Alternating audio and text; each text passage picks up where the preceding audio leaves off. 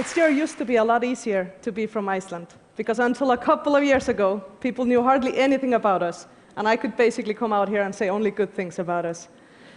But in the last couple of years, we've become infamous for a couple of things. First, of course, the economic meltdown. It actually got so bad that somebody put our country up for sale on eBay. 99 pence was the starting price, and no reserve. Then there was the volcano that interrupted the travel plans of almost all of you and many of your friends, including President Obama. By the way, the pronunciation is Eyjafjallajökull. None of your media got it right.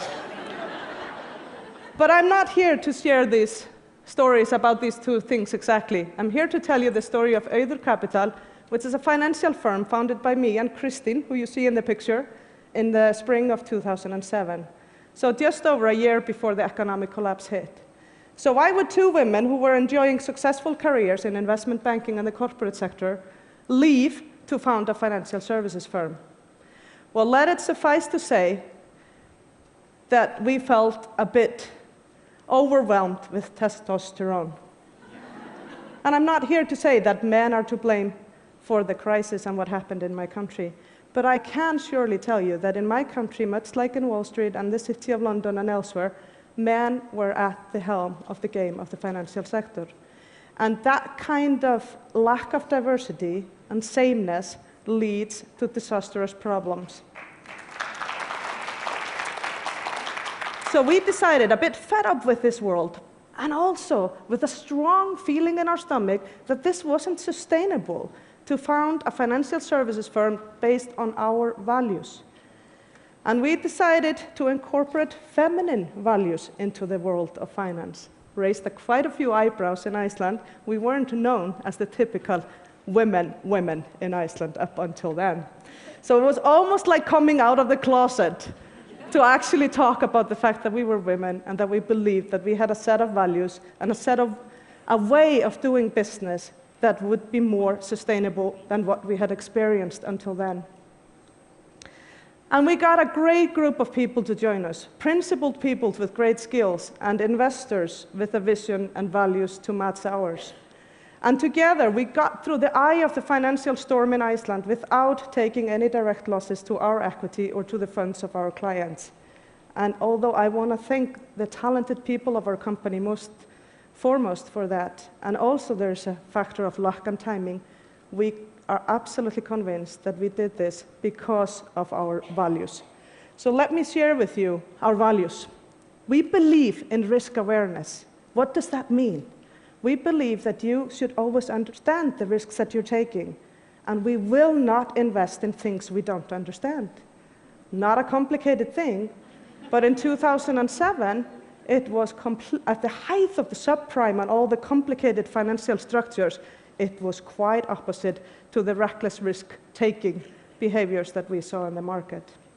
We also believe in straight talking, telling it as it is, using simple language that people understand, telling people about the downsides as well as the potential upsides, and even telling the bad news that no one wants to utter, like our lack of belief in the sustainability of the Icelandic financial sector that already we had months before the collapse hit us.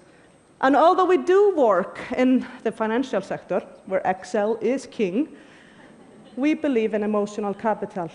And we believe that doing emotional due diligence is just as important as doing financial due diligence. It is actually people that make money and lose money, not Excel spreadsheets. Last but not least, we believe in profit with principles. We care how we make our profit. So while we want to make economic profit for ourselves and our customers, we are willing to do it with a long-term view. And we like to have a wider definition of profits than just the economic profit in the next quarter. So we like to see profits plus positive social and environmental benefits when we invest. But it wasn't just about the values, although we are convinced that they matter. It was also about a business opportunity. It's the female trend and it's the sustainability trend that are going to create some of the most interesting investment opportunities in the years to come. the whole thing about the female trend is not about women being better than men. It is actually about women being different from men, bringing different values and different ways to the table. So what do you get? You get better decision-making, and you get less herd behavior, and both of those things hit your bottom line with very positive results. But one has to wonder, now that we've had this financial sector collapse upon us in Iceland, and by the way, Europe looks pretty bad right now, and many would say that you in America are heading for some more trouble as well. Now that we've had all that happen, and we have all this data out there telling us that it's much better to have diversity around the decision-making tables, will we see business and finance change? Will government change? Well, I'll give you my straight talk about this.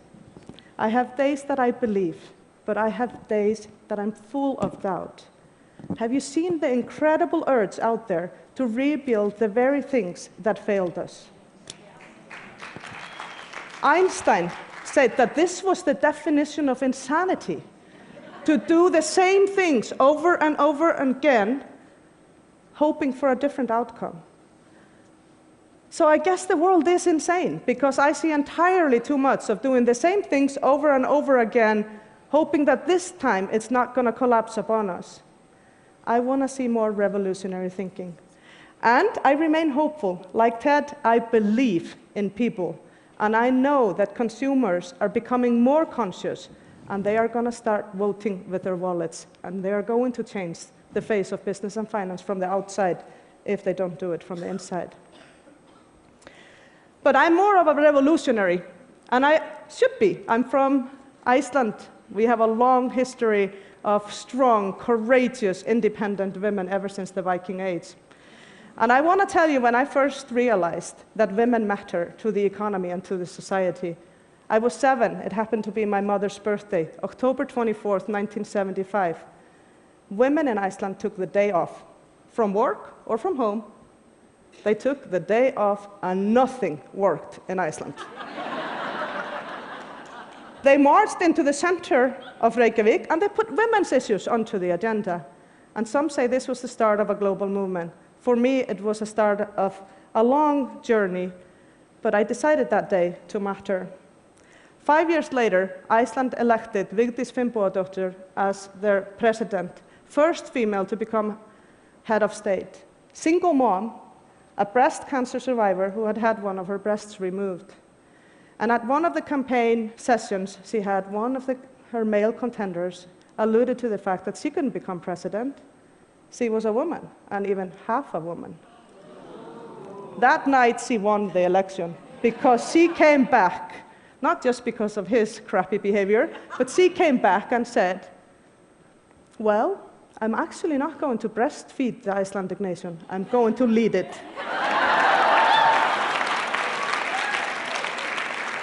So I've had incredibly many women role models that have influenced who I am and where I am today. But in spite of that, I went through the first 10 or 15 years of my career mostly in denial of being a woman. Started in corporate America, and I was absolutely convinced that it was just about the individual, that women and men would have just the same opportunities. But I've come to conclude lately that it isn't like that. We are not the same, and it's great because of our differences, we create and sustain lives. So we should embrace our difference and aim for challenge. The final thought I want to leave with you is that I am fed up with this tyranny of either-or choices in life. Either it's men or it's women. We need to start embracing the beauty of balance. So let's move away from thinking about business here and philanthropy there, and let's start thinking about doing good business.